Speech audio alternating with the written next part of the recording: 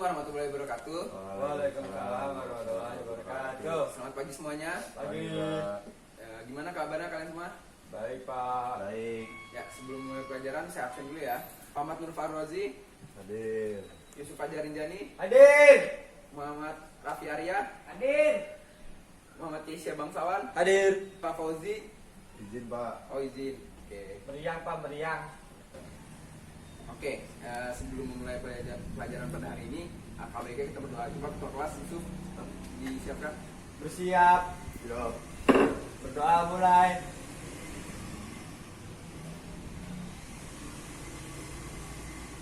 Selesai memberi salam. Assalamualaikum warahmatullahi wabarakatuh. Ya, Waalaikumsalam warahmatullahi wabarakatuh. Oke, pada hari ini kita akan tentang jaringan tumbuhan. Ada yang tahu nggak jaringan tumbuhan itu apa aja yang dipelajarin? Saya. Jaringan meristem Ya. sama jaringan permanen. Ya, oke. Jaringan meristem itu ada apa aja itu? Ada jaringan meristem primer sama jaringan meristem sekunder. Oke, jadi jaringan meristem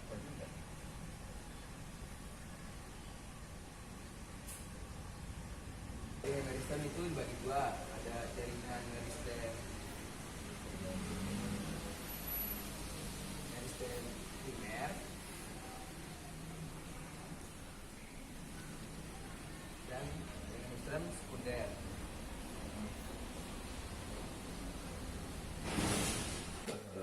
Setelah jaringan meristem kan ada jaringan permanen. Nah, jaringan permanen apa saja? Coba Oji. Ya, di situ ada jaringan epidermis, Ya. jaringan parenkim, Ya, jaringan penguat atau jaringan penyokong, ya. dan jaringan pengangkut. Oke, porsi di jaringan permanen itu ada jaringan epidermis, jaringan parenkim, jaringan penguat,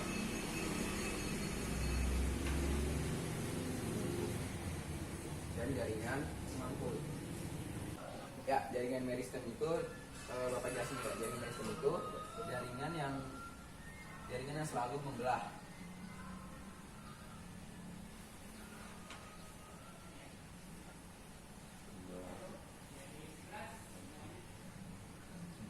Nah, karena jaringan ini selalu membelah, maka di sini terbagi dua, ada jaringan meristem primer dan meristem sekunder.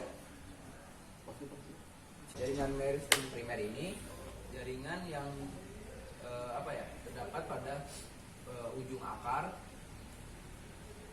dan ujung daun. Nah, jaringan ini tuh yang membuat jadi pertumbuhan secara vertikal. Contohnya misalkan si Yusuf nanam cabai. Nah, cabai itu kan kalau disiram semakin tinggi kan. Nah, itu yang dia menyebabkan pertumbuhan secara vertikal ke atas atau ke bawah. Ya. Nah, kalau jaringan meristem sekunder itu terdapat pada batang. Nah, dia menyebabkan pembelahan seperti menebalnya batang.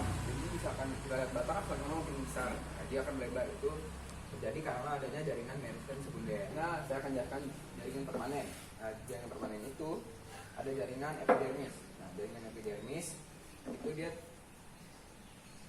terletaknya di paling luar bagian daun atau bagian tumbuhan. Nah, fungsinya itu buat melindungi jaringan-jaringan yang terdapat di dalamnya. Jadi fungsinya itu untuk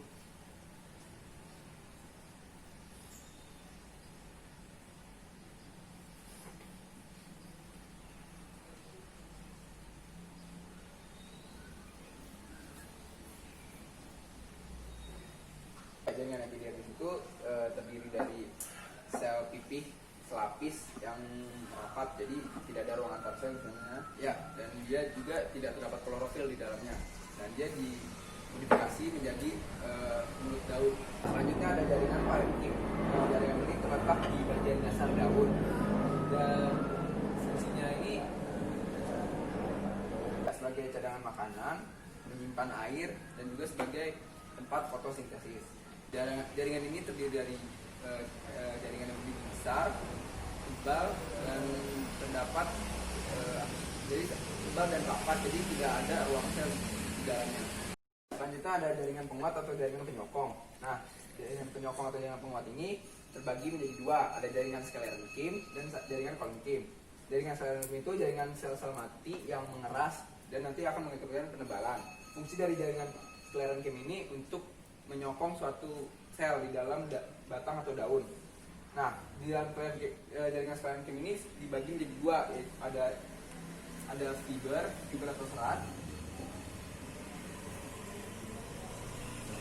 Nah, satu lagi ada yang tahu? Sklerida, Pak. Ya, betul. Sklerida. Ya, ada yang mau ditanyakan? Pak, itu contohnya yang fiber-fiber itu apa, Pak? Ah, contoh yang fiber ini nih. Fiber itu contohnya seperti benang rami atau tali. Benang rami. Benang rami kan itu terbuat dari apa? Serat batang. Nah, itu contohnya seperti itu. Nah, Ada Sklerida, Pak. kalau sklerida itu kan dia lebih mengeras dan seperti sel batu, makanya dia ada kayak seperti tempurung kelapa, buah pala gitu. Ya, selanjutnya itu ada jaringan pengangkut. Nah, ada yang tahu jaringan pengangkut itu terdiri dari apa aja? Tahu, Pak. Apa? Jaringan pengangkut itu ada silem dan ada floem. Ya, ada silem dan floem. Ya, kan silem itu terdiri dari dua ya, ada yang primer dan sekunder. Coba yang primer itu terletak di mana? Di silem yang primer itu contohnya ada ujung batang. Kalau di sekunder itu kambium batang. Ya, betul. Jadi dia di ujung. Benar lebih tepatnya di ujung batang ya, di pucuk. Nah, kalau yang sekunder itu di kambium. Nah, silem itu berfungsi untuk mengangkut garam dan mineral dari akar. Nah, kalau floem ini dia terdapat di daun. Floem itu terdapat di daun. Nah, fungsi dari floem adalah mendistribusi hasil fotosintesis.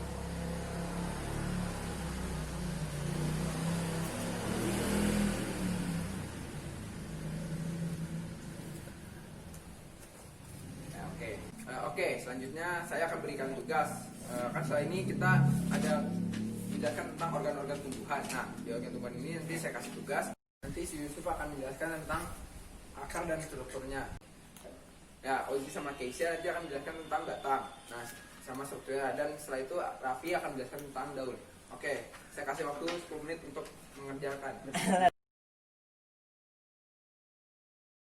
Tadi kan saya sudah memberikan waktu selama 10 menit. Nah, sekarang silakan teman-teman yang sudah dipilih untuk mempresentasikannya. Pertama, Yusuf, kamu akan menjelaskan tentang akar. Ya, coba Cuk, lanjut Cuk.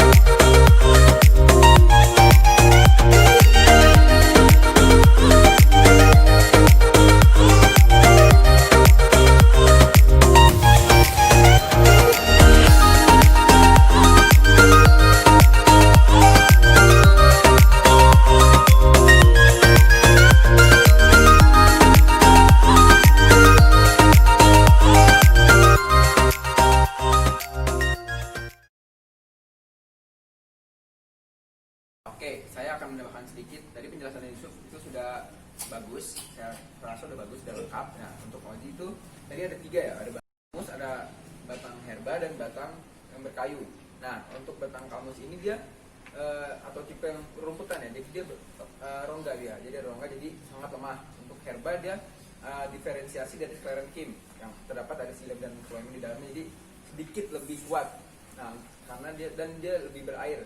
Nah, untuk herba. Selanjutnya ada juga yang tipe kayu. Nah, dia benar-benar yang sudah kuat, punya kambiumnya sangat kuat sehingga dia sangat kokoh. Untuk penjelasan Raffi juga sangat baik, namun di sini perbedaan dari dikotil dan monokotil tidak dijelaskan. Nah, untuk dikotil itu daunnya adalah menyirip dan menjari, sedangkan karena monokotil itu sejajar dan melengkung. Nah, untuk tipe kolateralnya, untuk yang dikotil itu tertutup, sedangkan yang monokotil tipe kolateralnya terbuka. Ya, oke, dari penjelasan teman-temannya ada yang mau ditanyakan? Saya pengen bertanya Pak. Ya, Pak Kisya. Tadi kan dijelaskan tumbuhan mesofil daun tuh ada jaringan parenkim palisade dan parenkim spon. Jadi dimaksud parenkim palisade dan parenkim spon apa sih Pak? Ya, saya ada contoh gambarnya nih dari parenkim palisade. Nah, ini nih, jadi yang parenkim palisade itu tersusun rapi seperti tiang-tiang. Nah, seperti itu. Sedangkan kalau jaringan bunga karang itu seperti jaringan yang tidak rapat, dia tidak teratur bentuknya, atau jaringan spons ya. Nah, seperti ini gambarnya nih. Nah, ini jaringan bunga karang, sedangkan yang dari itu jaringan tiang. Ada yang ingin ditanyakan kembali? Cukup Pak. Cukup, oke. Kalau cukup, tidak. Nah, oke, mungkin cukup untuk hari ini ya, karena teman-teman juga pada baik menjelaskannya. Nah, untuk melihat jaringan sebenarnya kita butuh mikroskop. Nah, minggu depan, insya Allah kalau waktunya cukup, kita akan praktek di lab melihat jaringan.